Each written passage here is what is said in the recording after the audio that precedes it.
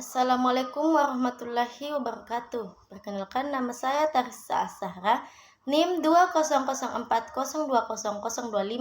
Di sini saya akan menjelaskan materi mengenai kartu plastik. Nah, yang pertama yaitu pengertian kartu plastik. Kartu plastik merupakan alat berbentuk kartu yang diterbitkan oleh suatu bank atau lembaga keuangan dan dapat digunakan untuk berbagai macam transaksi keuangan yang dilakukan para pemegang kartu yang dikeluarkan oleh lembaga keuangan yang bersangkutan, di mana pengguna kartu tersebut berkaitan dengan yang ada dalam rekening pemilik kartu, baik dana miliknya sendiri maupun dana yang berasal dari kredit yang diterima pemilik kartu. Kemudian kartu plastik juga dapat didefinisikan sebagai instrumen pembayaran atas kartu yang diterbitkan oleh bank atau lembaga pembiayaan yang lain yang dapat digunakan untuk alat pembayaran transaksi barang atau jasa dan dapat digunakan untuk penarikan tunai. Sebagai alat pembayaran, kartu ini sangat fleksibel dan praktis. Pemegang kartu akan merasa aman sebab di samping tidak perlu membawa uang tunai juga mendapat perlindungan asuransi pembelian barang-barang secara otomatis. Kemudian yang kedua yaitu perkembangan kartu plastik. Konsep penggunaan kartu dalam transaksi perbankan ternyata telah dikenal lebih dari 67 tahun yang lalu. Namun, aplikasi teknologi pada kartu baru muncul sekitar tahun 1970.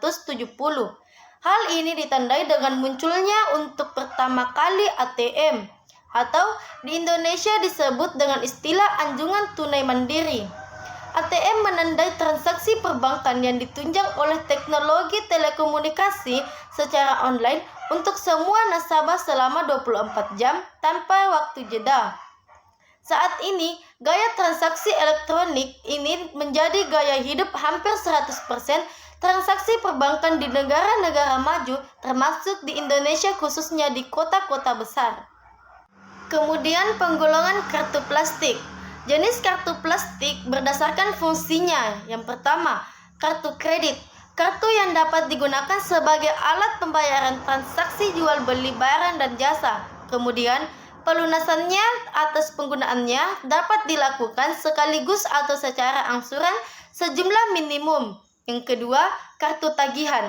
Kartu yang dapat digunakan sebagai alat pembayaran suatu transaksi barang dan jasa. Kemudian, pemegang kartu diwajibkan membayar kembali secara penuh seluruh tagihannya pada akhir bulan atau bulan berikutnya dengan atau tanpa beban tambahan. Kemudian kartu debit. Kartu yang dapat digunakan sebagai perintah bayar atau perdebatan terhadap rekening pemegangnya. Kemudian cash card. Kartu tunai sering disebut kartu ATM, yaitu kartu yang dapat digunakan untuk penarikan tunai baik di konter bank maupun pada anjungan ATM. Yang terakhir, cek kartu garansi. Kartu yang dapat digunakan sebagai jaminan dalam penarikan cek oleh pemegang kartu tersebut. Jenis kartu plastik menurut wilayah berlakunya. Yang pertama, kartu plastik lokal, yaitu kartu plastik yang berlaku pada wilayah tertentu, misalnya seluruh Indonesia. Kemudian yang kedua, kartu plastik internasional, yaitu kartu plastik yang berlaku dan dapat digunakan di seluruh dunia. Dan yang terakhir, pihak-pihak yang terkait dalam kartu plastik, yaitu yang pertama, prinsipal adalah bank atau lembaga selain bank yang bertanggung jawab atas pengelolaan sistem jaringan antar anggotanya, baik yang berperan sebagai penerbit dalam transaksi APMK yang kerjasama dengan anggotanya didasarkan atas sesuatu perjanjian tertulis. Yang kedua, penerbit atau pihak atau lembaga yang mengelola suatu kartu. Yang ketiga, pengakuisisi lembaga yang mengelola pengguna kartu plastik terutama dalam hal penagihan dan pembayaran antar pihak issuer merchant.